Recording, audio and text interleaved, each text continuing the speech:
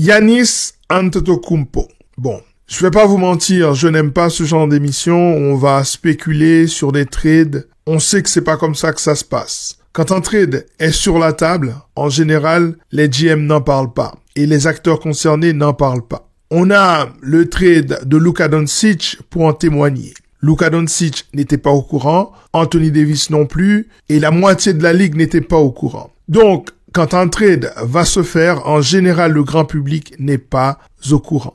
Cependant, il y a quand même un fait qu'il faut prendre en considération, c'est que l'élimination prématurée des Milwaukee Bucks aux playoffs, éliminés, battus par les Pacers d'Indiana, va faire réagir du côté du Wisconsin. Sans doute que Giannis Antetokounmpo va demander à partir. En tout cas, je parie là-dessus. Eh bien, voyant notamment la perte de Damian Lillard, on peut penser légitimement que Giannis va demander à partir.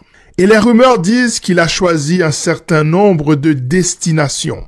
Il a parlé apparemment de New York, de Miami, de Los Angeles, de Chicago et de Houston. 5 villes. 5 villes, mais 7 franchises. 7 franchises, pourquoi? Parce que à Los Angeles, il y a les Clippers et les Lakers. À New York, il y a les Knicks et les Brooklyn Nets. Donc ça fait 7 destinations possibles pour Giannis. Et c'est pour ça que la fanbase des Lakers a commencé à s'exciter. Est-ce que Giannis peut se retrouver aux Lakers? Dans l'émission d'aujourd'hui, qui est tout à fait excitante, je vais vous donner mon avis. Mais mon avis va se baser sur des faits, sur du factuel, sur les contrats, sur la situation financière des Los Angeles Lakers, sur le fait que l'équipe de Milwaukee est également dans le premier éperon. Les deux équipes étant dans le premier éperon, ça va complexifier de manière extraordinaire toute interaction, toute transaction entre les Bucks et les Lakers. Nous allons parler puisque nous avons l'habitude de décortiquer les sujets compliqués. Lakers tout le temps, c'est tout de suite. Step 1, wake up early, gonna rise with the sun. Step 2, get some good, some food in you. Step 3, think real hard about what you wanna be. Step 4, everybody just do your thing. Wake up, today's gonna be a good day. Wake up, today's gonna be a good day. Wake up, today's gonna be a good day. Wake up, today's gonna be a good day.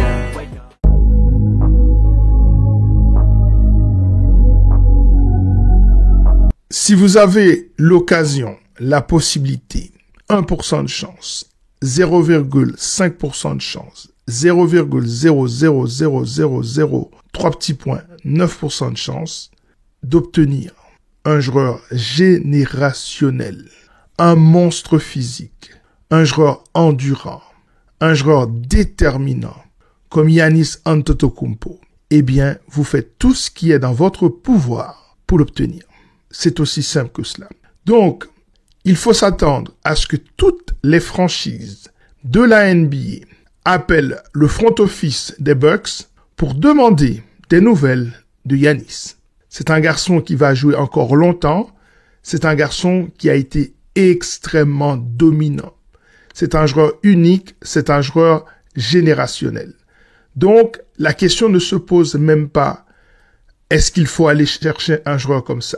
S'il y a une chance de l'obtenir, c'est exactement ce que vous faites.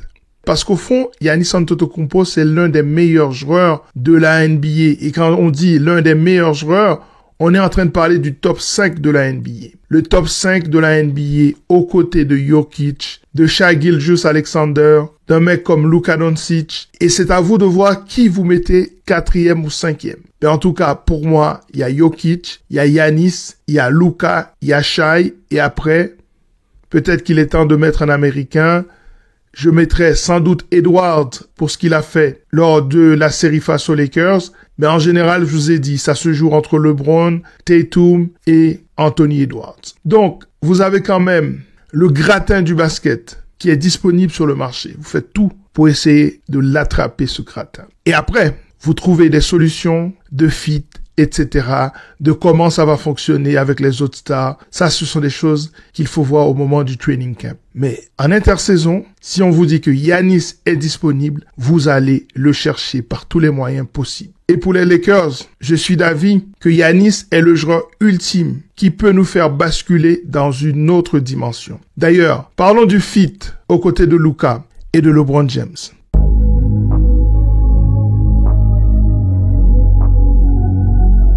Je suis d'avis que aujourd'hui, dans la configuration du basket professionnel, ce qui est pertinent, c'est de construire une équipe autour de deux superstars. Si vous avez une troisième superstar, en général, l'expérience me dit que ça ne fonctionne pas. On est dans une logique où on peut opposer un système avec 3 stars, 3 têtes, et un système avec 2 joueurs majeurs et une profondeur autour d'eux. C'est ce qu'on voit à Boston. C'est ce qu'on a eu pendant longtemps du côté de Golden State. C'est ce qu'on a eu à Dallas, qui a été en finale l'année passée. Et de fait, chaque fois qu'on a une super team avec 3 joueurs majeurs, en général, ça ne fonctionne pas. Parce que vous avez besoin d'un partage du ballon. Vous avez besoin que quelqu'un se sacrifie. Vous avez besoin que quelqu'un se mette dans l'ombre. Et quelque part, il y a une forme de gaspillage de ressources que vous pouvez peut-être allouer sur 2-3 3&D en plus ou un meneur spécialisé. Il y a tellement de choses. Vous pouvez casser le profil d'un joueur majeur, d'un troisième joueur majeur, pour aller chercher un ensemble de joueurs de substitution, de pièces manquantes d'un système donné. Vous savez, si vous suivez ma chaîne depuis longtemps, je suis un fervent défenseur de l'approche systémique des choses et fonctionnaliste des choses. C'est-à-dire au moment où chacun va avoir une fonction particulière. Évidemment, plus cette fonction est assurée avec compétence, plus le système va fonctionner. Et pour moi, dans un système avec 2 stars et une profondeur de banc, c'est beaucoup plus pertinent que dans un système avec 3 stars. Quand vous avez 3 stars, vous avez de la masse salariale qui est occupée, vous avez un joueur qui prend la place de 2 ou 3 autres joueurs qui pourraient rentrer dans un système fonctionnaliste, qui pourrait vous apporter par exemple du rebond, qui pourrait vous apporter une efficacité au niveau des écrans, qui pourrait vous apporter des shoots dans le corner, des catch and shoot. Donc vous avez tellement d'utilité. Je trouve ce système beaucoup plus efficace. Vous voyez que je préfère un système avec 2 superstars et autour une équipe extrêmement bien organisée. Ceci étant dit, je pense que du côté des Lakers, donc dans l'optique d'obtenir Giannis, Luka et LeBron dans la même équipe, on n'a justement pas ce problème de redondance, on n'a pas ce problème d'embouteillage au niveau de la prise de décision et de la prise de responsabilité, parce que LeBron James vient de nous montrer quelque chose qui, à mon sens, est extrêmement précieux. LeBron James, avec l'arrivée de Luka Doncic et l'émergence d'Austin Reeves, s'est mué en 3e star de l'équipe, volontairement à mon sens. Ça fait partie du génie du garçon de bonifier ceux qui sont autour d'eux, même en prenant un rôle moindre. LeBron s'est transformé en role player pour le bien du collectif, et ça a failli marcher. L'équipe des Wolves avait plus d'armes, et surtout elle a su exploiter les défaillances, les manquements, les carences des Los Angeles Lakers, mais quand même, LeBron nous a montré qu'en tant que 3e star, il peut se concentrer sur le rebond, il peut se concentrer sur la défense, il peut être un screener, et dans une optique avec Giannis Antetokounmpo et Luka Doncic, vous avez une complémentarité absolue. Je pars du principe que ce système à 3 stars fonctionne bien quand vous avez une star sur chaque ligne. Vous avez une star sur la ligne arrière, vous avez une star à l'intérieur et vous avez une star sur les ailes. Et ça peut très très bien fonctionner. Et donc, ma réponse à la question « Est-ce que Giannis est compatible avec les Los Angeles Lakers ?» J'ai envie de dire oui, oui et oui.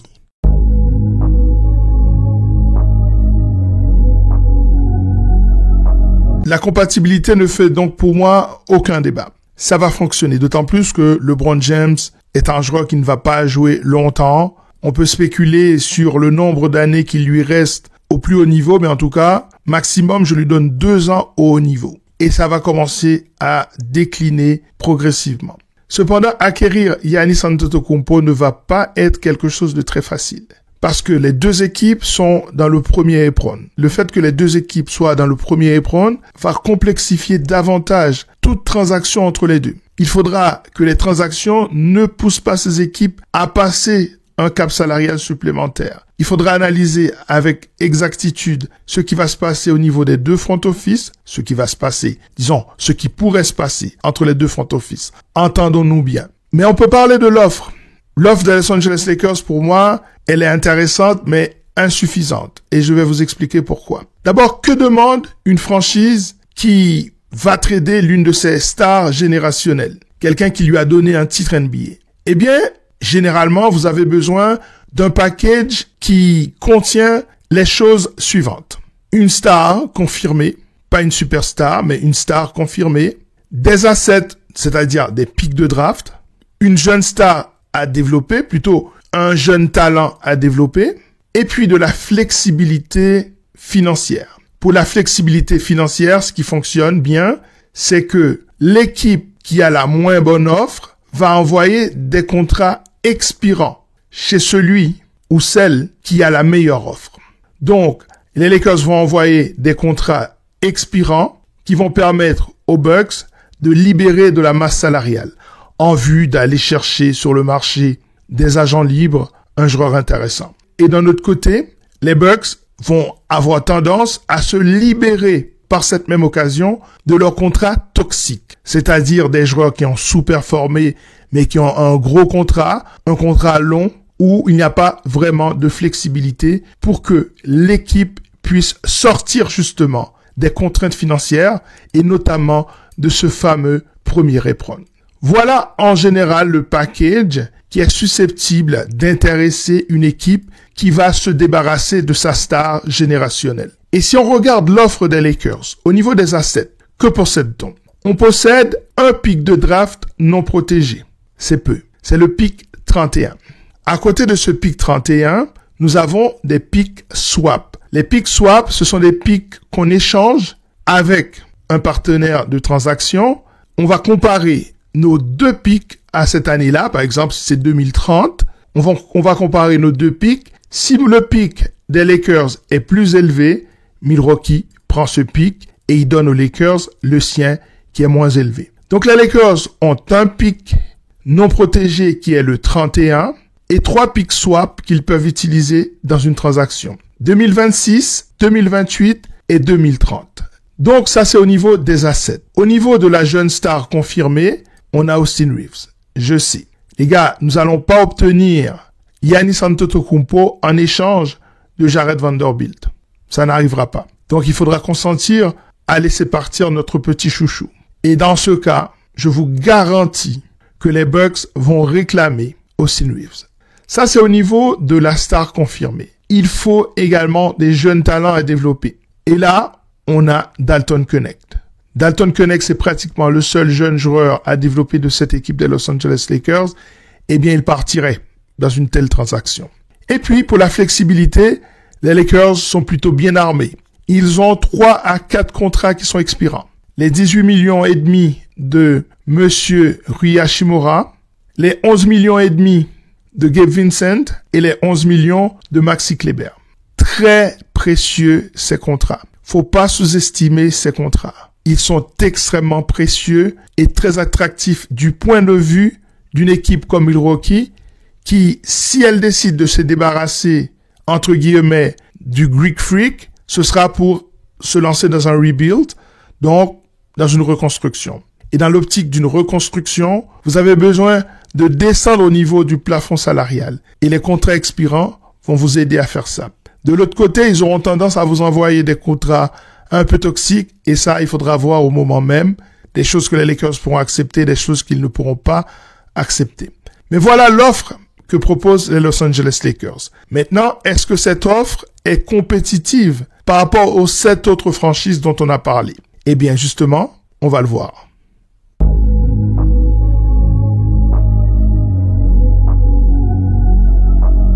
Le grand concurrent de Los Angeles, sont les Clippers. Mais les Clippers ont, pour moi, encore moins d'assets que les Los Angeles Lakers. Ils ont certes la star confirmée. Ils peuvent faire un échange star pour star en ajoutant quelques détails autour de la transaction. Ils peuvent donner du Zubac. Ils peuvent donner du Kawhi Leonard. En tout cas, il y a des stars. Il y a des joueurs à forte valeur dans cette équipe des Clippers. Mais il n'y a pas de pick de draft. Les picks des Clippers sont partis du côté d'Oklahoma en échange de Paul George. Rappelez-vous, ils avaient donné Shai et 1 500 000 picks pour obtenir Paul George. C'est peut-être l'une des pires transactions dans l'histoire de la NBA.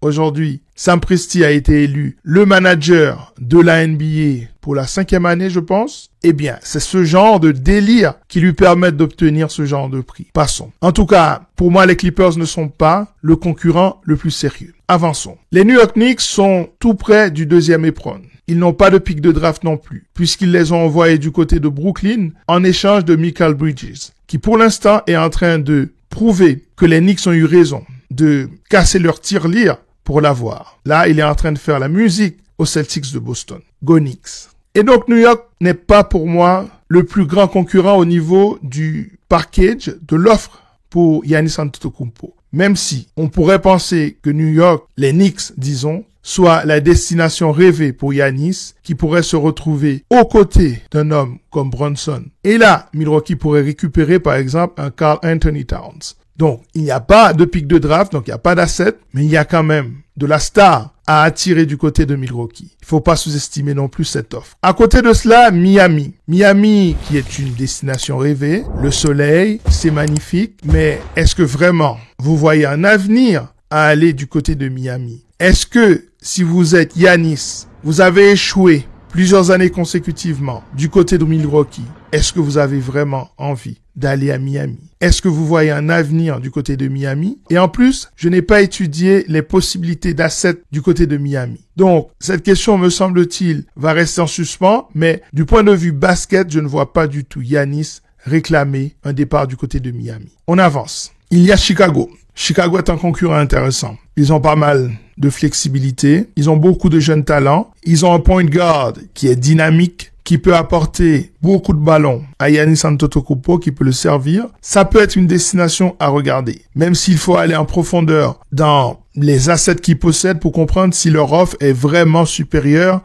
à celle de Los Angeles Lakers. À côté de ça, il y a l'offre de Brooklyn qui peut être intéressante parce que je vous rappelle qu'ils ont obtenu pas mal de picks de draft dans toutes les transactions qu'ils ont pu faire. Celle de Kevin Durant du côté des Suns de Phoenix, celle de Mikal Bridges du côté des New York Knicks, celle également de James Harden du côté de Philadelphie. Ils ont pas mal d'outils qu'ils pourraient utiliser. Il faudra faire attention à cette équipe, mais d'un autre côté, d'un point de vue sportif, ce serait Giannis et personne d'autre autour, en tout cas dans un premier temps. Est-ce que Giannis serait patient à Brooklyn et attendrait qu'on construise une équipe autour de lui? Ça, il faudra voir. Je ne peux pas répondre à cette question. Mais l'offre pure de Brooklyn est une offre très dangereuse. Et puis, il reste la dernière destination rêvée par monsieur Antetokounmpo. Ce serait l'équipe des Rockets de Houston, la ville de Houston, qui pour moi peut proposer la meilleure offre à Milwaukee. Parce que dans cette équipe, vous avez des jeunes talents. Amen Thompson, Jalen Green, vous avez quand même quelques jeunes joueurs que pourrait réclamer Milwaukee dans une transaction pour Giannis. En plus de cela, c'est une équipe qui possède également des picks de draft et un excellent coach. Cependant, sur le poste de Giannis, il y a quand même Alperen Sengun. Comment Houston verrait cette histoire? Est-ce qu'ils traderaient Sengun? Est-ce qu'ils enverraient Sengun du côté de Milwaukee? Ou est-ce que c'est pour utiliser les deux? Avec Sengun qui serait décalé sur le poste 5. Pourquoi pas? Mais en tout cas, il faut faire très attention à cette offre des Rockets de Houston.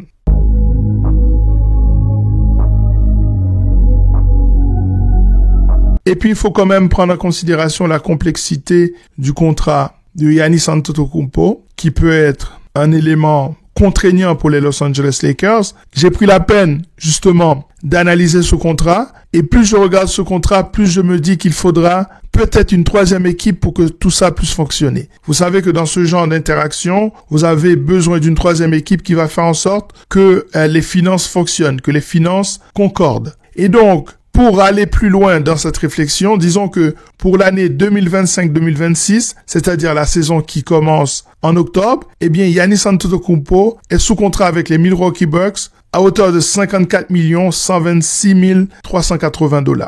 Pour la saison 2026-2027, c'est 58 456 490 $.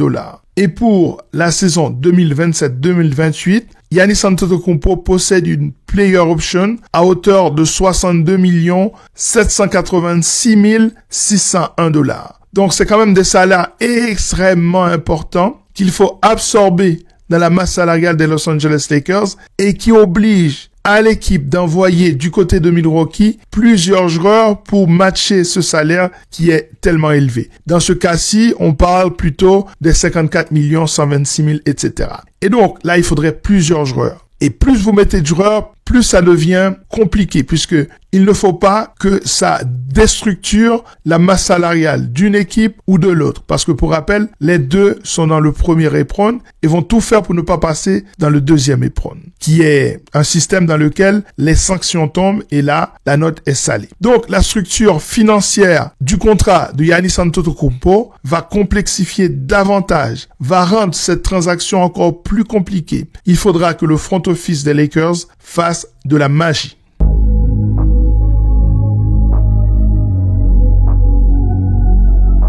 Et puis, il y a quand même un dernier obstacle. Le transfert de Giannis Antetokounmpo, c'est un débat philosophique, c'est un débat de principe, c'est un débat de valeur, c'est une opposition entre les grands marchés et les petits marchés. Aujourd'hui, ce petit marché qui est Milwaukee possède le levier. Je vous ai parlé du contrat de Giannis Antetokounmpo. Giannis Antetokounmpo n'est pas dans une période où son contrat est expirant. Il est encore sous contrat jusque 2027-2028 au moins. À partir de 2028-2029, là, il sera unrestricted free agent. Ça veut dire que là, il pourra partir à sa guise, où il veut, comme il veut. Mais avant cela, disons que Milwaukee a une période de 2 ans pendant laquelle ils peuvent considérer qu'ils doivent garder Giannis, même s'il n'est pas content. Et si Giannis dit, écoutez, moi je veux aller aux Lakers, les Bucks peuvent dire, tant pis pour toi. En tout cas, nous, on va t'envoyer du côté de Portland parce que c'est la meilleure offre qu'on a reçue. Et là, Giannis ne pourra pas dire, eh bien moi, une fois que je suis à Portland, l'année prochaine, je pars. Non, il pourra pas le faire puisqu'il sera sous contrat. Donc, le levier est du côté de Milwaukee qui peut décider ce qu'il veut faire avec Giannis. Est-ce qu'il veut se lancer dans un rebuild? Est-ce qu'il veut garder Giannis pour 1 an de plus et essayer de faire quelque chose pour agrémenter ce roster? Ou est-ce qu'il va l'envoyer là où il veut? À Indiana, à Portland, à Memphis, là où l'offre est la meilleure. Et à ce moment-là, Giannis ne pourra rien dire. Et l'équipe, qui n'est pas forcément la destination préférée de Giannis Antetokounmpo, peut décider, je vais quand même tenter ma chance. Quand il vient chez moi, je ferai tout pour le garder. Donc tout ça est possible. Et tout ça rend extrêmement difficile la possibilité pour que Giannis puisse imposer les Lakers comme destination préférée. Autrement dit, tout cela, ça plus tout ce que je vous ai dit avant, rend extrêmement improbable que Giannis Antetokounmpo soit un joueur des Lakers quand commencera la saison 2025-2026. Voilà, ça est terminé pour cette émission consacrée à ce cas, Giannis Antetokounmpo. Je pense que ça valait quand même la peine d'analyser toutes les possibilités et de pouvoir se poser pour cet été et de voir ce qui va se passer. Et je voudrais dire une petite chose avant de vous laisser. Si vous voyez que dans les semaines qui viennent, Rob Pelinka fait un petit move dans lequel il fait venir des assets, à ce moment-là, pensez à moi, pensez à PF et dites-vous qu'ils sont en train de construire quelque chose. Pas forcément pour Giannis, mais qu'ils sont en train de construire quelque chose. Voilà. Je vous laisse en espérant que vous allez vous abonner à cette chaîne, que vous allez me mettre ce petit pouce bleu. Bon Dieu, qu'il fait du bien ce petit pouce bleu qui est complètement gratuit pour vous et qui pour moi vaut le pesant de cacahuètes. Et enfin, partagez cette vidéo s'il vous plaît. Prenez soin de vous. À très bientôt. Ciao.